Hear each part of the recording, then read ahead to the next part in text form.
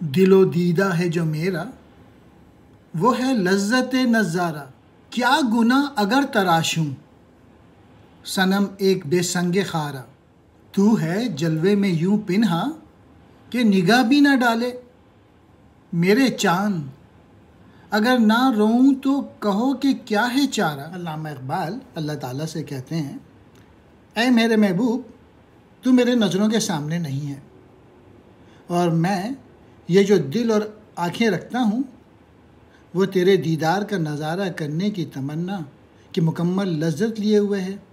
تو چونکہ چھپا ہوا ہے اور مجھے اپنے دیدار کی نعمت سے محروم رکھا ہوا ہے، اس لیے اگر میں نے سخت پتھر سے تیرا یہ خیالی بت تراش لیا ہے تو اس میں کون سی ایسی برائی ہے؟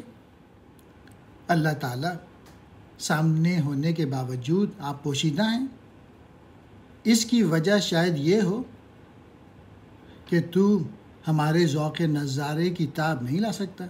اے میرے چاند، ایسی صورت میں جب کہ میں تجھے دیکھنا چاہتا ہوں تو میری نگاہوں سے اوجھل ہے، میں اگر آہو زاری کروں یا نہ کروں تو میرے لیے اب اس کے علاوہ اور چارہ ہی کیا ہے؟ لذت نظارہ کہتے ہیں دیکھنے کا مزہ، سنگ خارا کہتے ہیں سخت پتھر۔